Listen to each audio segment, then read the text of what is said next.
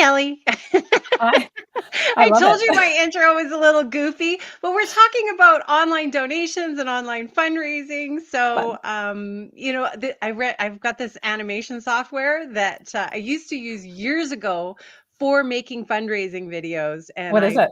kept Oh my it. gosh. It's Beyond. It used to be called Go Animate, Oh, and it okay. just yeah, it makes for cute little videos that you can use on social media and stuff. But with Fun. that aside, I have brought you here because you, Kellyanne Online, you know online fundraising, you know all about the online donation process, and why don't we just jump right in and talk about some of the things that motivates donors to donate online and how we can tap into that as nonprofits.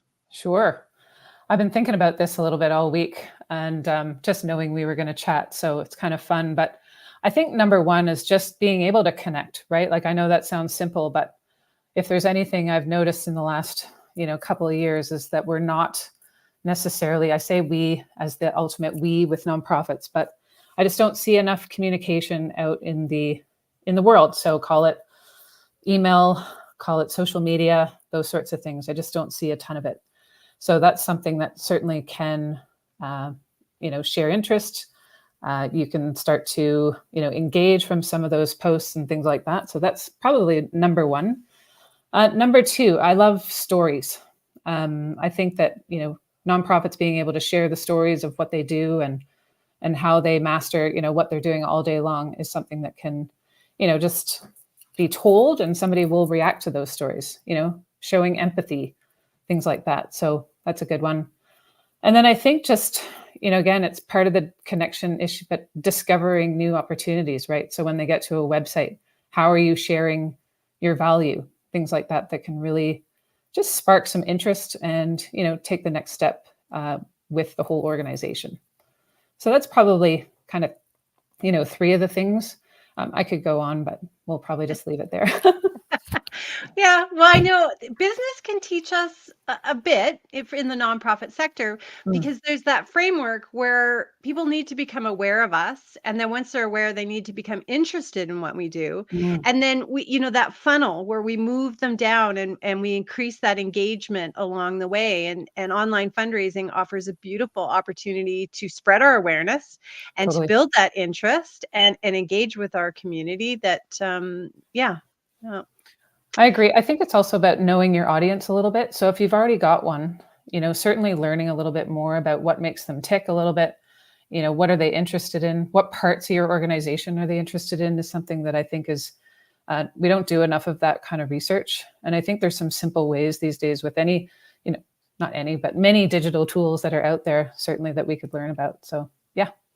Yeah, we're gonna talk about tools in a bit because there's a lot that's out there that can help us.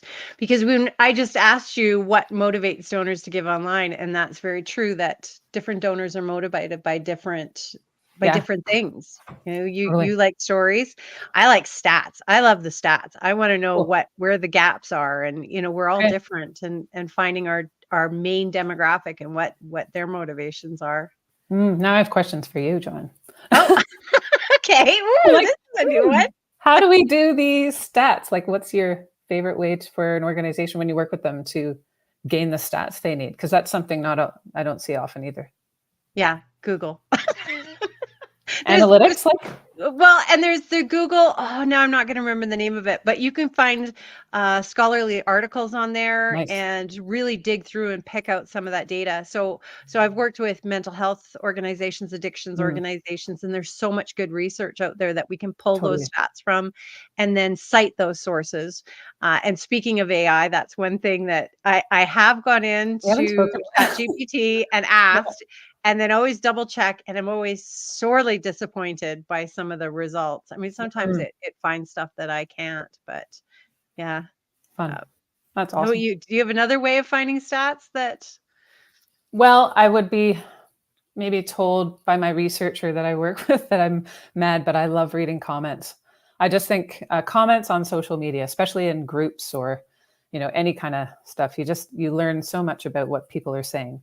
Is it 100% true? I'm not sure, but you just get a sense of things. And I really think that is the art of what we do. mm, And so, when we read that, it's not just about what was raised. It's about why it was raised or why people cared about it. Things like that can really shine through. So yeah, that's a big one for me. Well, and as we talk about donor perspectives and what motivates individual donors, so from their perspective, what would you say some of the best practices are of that online donor pipeline? Mm. I think just in terms of a pipeline, a pipeline I see from the organization's perspective, but it's really about providing a really amazing service, like an experience even. I think, providing a simple way to get to the donation page is something that's really important. We often see some that are hiding it or it's under, support. And those are great words and that's what you want to do. But, certainly having the donation button on the website is key. And why? So when you get to a donation page, the organization shares the value. Why should somebody give? You often see when you get to a different, like even a third party page, there's nothing there. You think, oh, wait, why did I get here? Right. So removing some of those, pieces of friction can be helpful. Express gratefulness, show your stories, back to stories. What did other people give and what was the impact of those donations is something that's really key.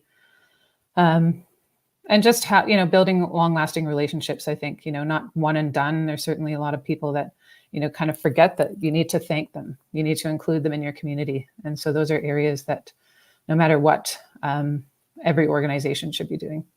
Yeah. Yeah, you made a good point about the donation page itself. So say I'm scrolling through social media, you've really connected with me, I'm ready to donate. I click through the link and now I end up on a plain donation form that doesn't really tie it all together. It Yeah, doesn't build a story. And then I'm sent a tax receipt and email and that's it. that's it. That's it. Yeah, That's happened so many times so many. where that And you never have hear not. from them again. Yeah. Yeah. Yeah.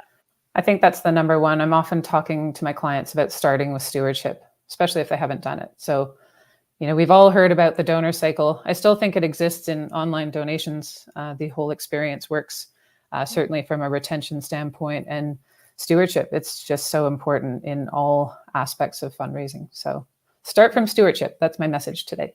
Yeah, I share this story quite often because it was the best thank you I have ever seen in my entire Mm. life. It was an organization down in the States, and I got a text message saying, "Thanks for the donation, going to Vegas."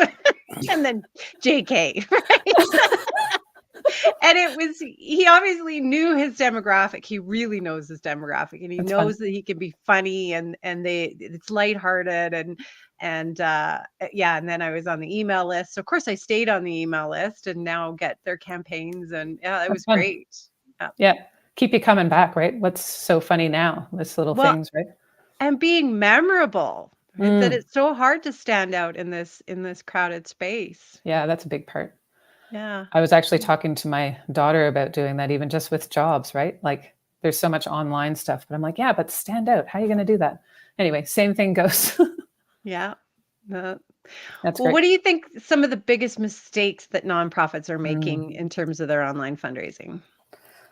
A few. I hate to say they're mistakes. I think they're just, just errors or unknown. I just think it has to be super simple to see. It has to be great navigation is number one, right? So we talked a little bit about the donation. Have that up front. Make sure people see it. When it's, when people click it, I do believe like the less clicks, the better. Go to that donation page and then have a little, value uh, a value statement there. Tell them why it's important that people give, and then make it super easy to donate. I can hear, other things that work, making some, doing some testing, see what works for your particular donors can really work. Other things that happen, just again, lack of communication. Nobody knows that you're actually doing online donations. Nobody knows that your website even exists sometimes. So those are really key opportunities. I know social can be hard and there's certainly some algorithm issues as we see all the time, but I believe in, maybe using social to hedge people to your email list, for example. Using email to me as your number one. It's like a goal of, just to be able to speak to your community whenever you want. I think that's really key in any donation kind of opportunity. And then, like we also talked about, people aren't being thanked. They're not being included. They're also not being told about what that impact their gift made. And I think that that's probably one of the key functions of all of that. So yeah, those are just some errors. I think, we could get really into the weeds and talk about, certain things on your web, on the form. But we can maybe talk about that another time, just to get really in the weeds on there. Yeah. No, I think you hit on one of my favorites anyway, and that's the email integration, that Mm, everything should work seamlessly. Your socials point back to your website yeah, hosts your email sign up, everything working together in unison, because it's that whole online presence that and yeah, email being the gold standard, definitely. gold. Yeah. Yep. It's just so key, right? You can really talk to people. I know not everybody reads every single email, but I think there's certainly some strategies you can start to work through with your email strategy, right? Just to make sure people are seeing it. And we can talk about email subject lines any day, but those are some things that you might work on. But yeah, just again, simplicity is key. Making sure people know exactly what they're giving to and that they get thanked for that thing that they did give to. Yeah. Well, now might be a good time to talk about technology in the space because I mean, you mentioned email and there's so many amazing email platforms out there. There's giving platforms that now Yep. integrate the email with them. There's a lot out there. So what are some of your favorite new tech for online fundraising? Oh, there's quite a few, but um, I'm not sure I want to make one particular one stand out.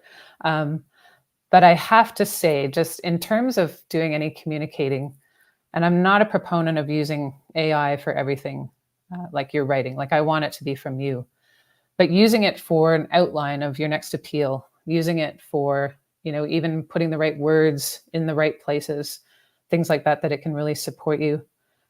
Yeah, technology just in itself, AI is really coming down the pipe. And if I heard anything, it's like it's going to get even more full on. So I just want everyone to really take a minute to really think about how AI can start to support your organization. Um, new models are coming out all the time. It's hard not to see it, but it's probably like changing 10 times over as quick as you can see. So I just want everybody to be prepared. In terms of technology that can really support the donation process at this point, I want something that's a little bit more, diverse in its ways. Like, I want it to be able to use landing pages, for example, right? Landing pages to me are huge, and if you can't really have something kind of set up here on your own, then you might. I don't know, it's just hard to get attention, right? And these things can really help you do that. Again, email marketing is a huge one. I'm not sure why it hasn't been picked up as much as I'd like to see.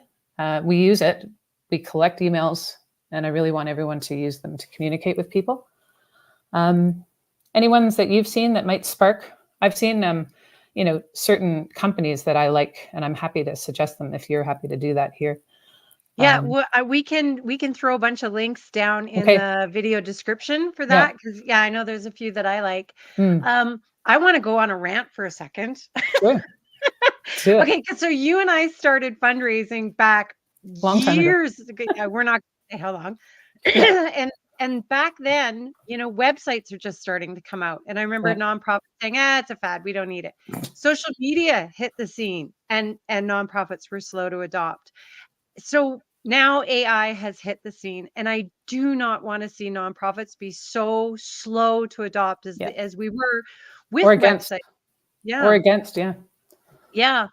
And I've got a video coming out on creating your own GPT model and how Nice. that can increase efficiency. And it's so easy. It is so easy. And then there's platforms like I've been chatting with Boodlebox and Okay. Charity GPT. Yeah. These platforms that are working with Mm, nonprofits to help them streamline I just yeah, I hope that we as a sector yeah. embrace this quickly and ethically. I mean, there's some Mm, ethical for considerations for sure. sure. Yeah, Yeah. then I having a agree. solid policy in place, but, Mm. No. And then I all love of the the word embrace. I love the word embrace. I think yeah. it's just something like, just go and have a look, right? Spend 10% of your time just going and exploring new things. I wrote an email last week about that. Speaking of email, about kind of just embracing innovation more, right? Like using time within the schedule to really think about it. Give people some jobs to do, give people some research, ask them to brainstorm. There's just so many ways to, consider how you can engage for your nonprofit. So, Yeah. Well, nonprofits, the ones that I work with are smaller grassroots organizations, especially in the U.S. And the mm, time, resources, funding, these are all lacks that were areas they struggle. And AI mm, and technology are areas where you can boost your efficiency, save a ton of time. Like I'm building now. This is really tech, but I'm a geek. I'm looking at building a system whereby I integrate my script writing, blog writing, social media posts, integrating everything so that I wow, can generate some prompts, get some content. Obviously, I have to do human oversight and fact totally. checking, Yeah. but streamlining that workflow. And there's Mm. so many ways that nonprofits can do that as well. Oh, Just streamline it. yeah. Just your social media posts. You see people using Canva all the time to create their Instagram ones. Like, use it. It's so Yeah. much, it works so well. If you want one and done, that's the one and done, right? Just do it. Oh, I, Yeah. I love Canva. It changed my life. Right? So good. Yeah. I still pay for it, even though I don't use it all the time. Mm. Yeah. It's Yeah. great. Well, I think we covered the other question. Yeah. That was trends. I wanted to talk about Yeah. trends. I think the biggest trend I'm seeing certainly is the growth of monthly, or some people call it recurring giving. I just think it's so important. It's exploding, right? And so if you have the right technology on board, you have the right, software and things like that that can really support your nonprofit. I think those are just areas that you can start to talk to people about giving monthly, why it matters. Those are key. But I have a stat, actually. I wrote it down and I can read it. Just that, and it's from the Neon One recurring giving report. So maybe we can put that in a link too. But in 2018, the average nonprofit raised $6,329 in recurring revenue.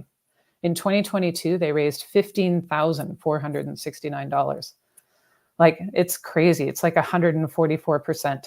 So if you're thinking that you want to update, some of your software, make sure you get something that's really good at providing the support you need for recurring giving, and then work to ask your donors to do that. I think it supports them.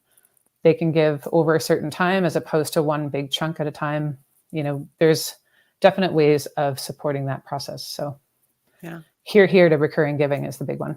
I'm a monthly giver and it Yep, and it worked for me because I now give more than if I totally. was just to give the one donation That's it. once a year. Yeah. Yeah. Yeah, it works really Yeah. well. So Yeah. that would be my number one thing. And certainly making sure your websites are, beneficial for the donor and your program users, right? There's some fun websites on there, even some that support your donor on one hand, you can click, or support the program on the other. So, they don't necessarily intertwine, even though I'm a big proponent of that. But, if you're just going for the program because that's what you've come to look at, you can do that. And you won't necessarily even get, engaged with that way, not up front anyway. Yeah. But those are some areas that I think can be really, well used, and people get exactly what they want when they come to your website. Okay. Yeah. Well, we don't have any comments, but we have a hello from Germany. Hello from Germany.